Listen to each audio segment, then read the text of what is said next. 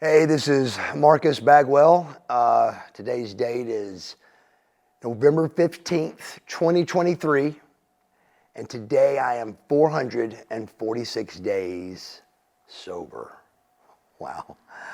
Just want to give you a little, catch up on what's going on in my life, and it's time we haven't really checked in lately with this, so it's a good time to do so, and I just want to let everybody know out there how I'm doing on day 446. When I go back to August 27th, 2022, 446 days ago, from that day, Black Bear Recovery, their slogan was one day at a time. It was just for today, and then stomp. I thought that was the stupidest thing I had ever heard of. But it was so powerful looking back on it because my sobriety is only good just for today. I thought the hardest part of sobriety and recovery was going to be not using, not taking somas and Xanaxes and drinking alcohol. And at 446 days ago, just for that day not doing that was a big deal. It was gigantic. And so every day we'd get up at Black Bear and it was just for today. And thought it was stupid. Day 10, stupid. Day 20. Day 25, I started buying into the stomp. It meant something. I was getting proud at 25 days. But over the last 100 days, you clear the 30, you get out of rehab, and you've reached a goal. And the goal still is not to use, not to take a soma, not to take a Xanax. But you don't quite know why yet. You're just trying to be abstinent from alcohol and pills.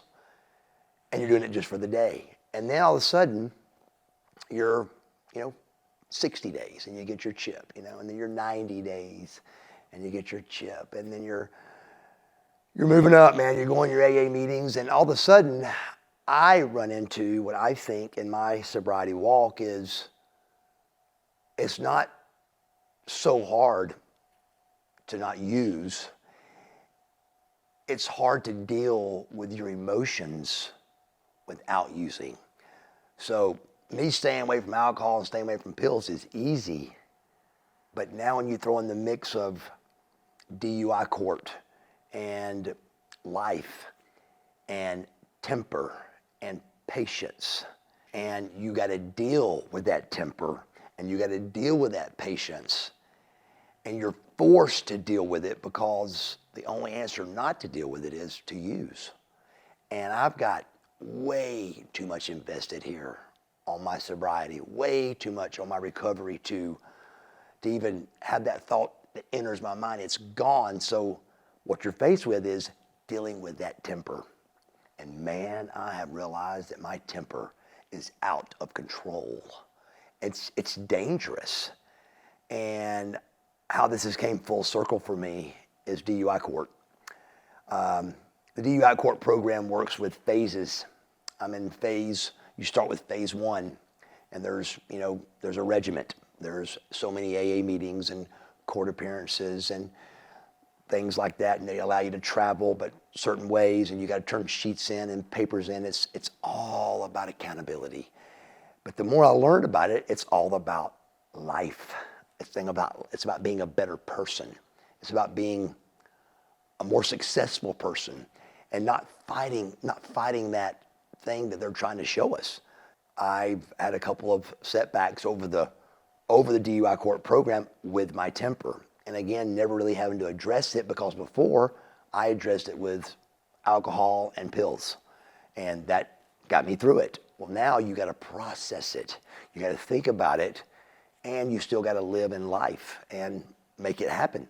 The DUI court program has sanctions, and one of my sanctions was for 24 hours for having paperwork wrong where I had traveled and I didn't put my inner flight in because I didn't think it was necessary, and to put the time I was at the Dallas airport in, But they let me know that they did want to know that, and here's 24 hours.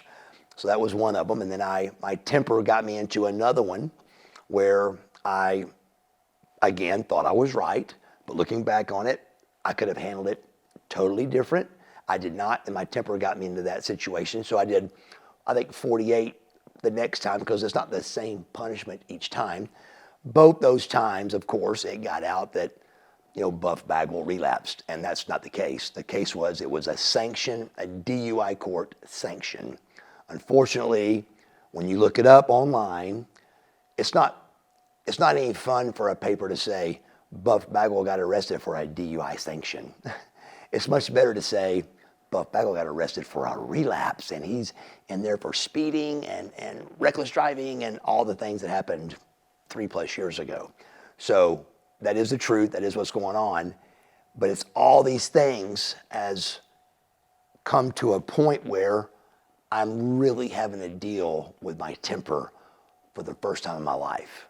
And it's really tough. I'm quick to smart off. I'm quick to answer. If I'm a little bit in the right, I will push my way to say, here's how it is. And that's just not how you got to function in life. So recently,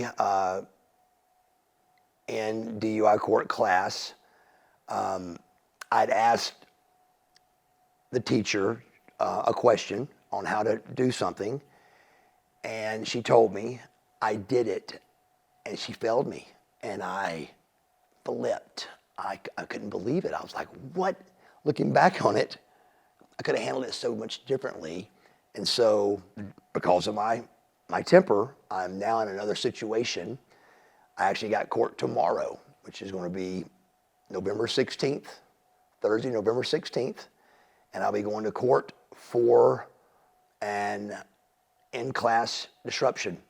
And it's going to be out there that Buff Bagwell relapse, but I'm letting you know that I am clean and sober and doing fantastic.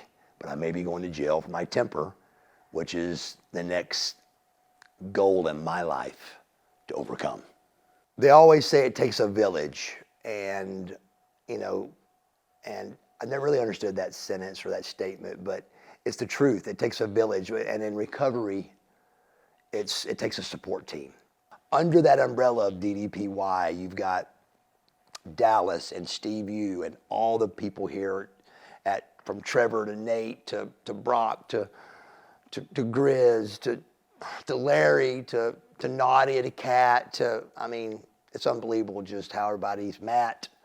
I think I named everybody.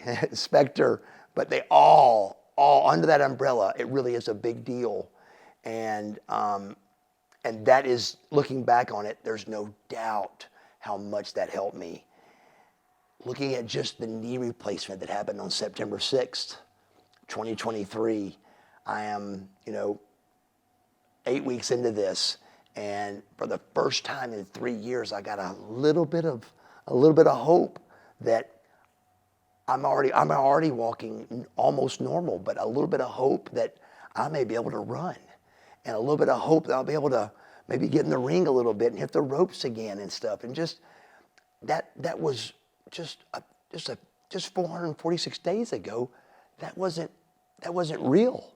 And through DDPY, Steve Yu, Dallas, and the team here, and my wonderful niece, that all started 446 days ago, and that team is still there pushing for me to get better with my knee and seeing the chances I've got and getting back in the gym, and there's just so many good things that have came out of sobriety.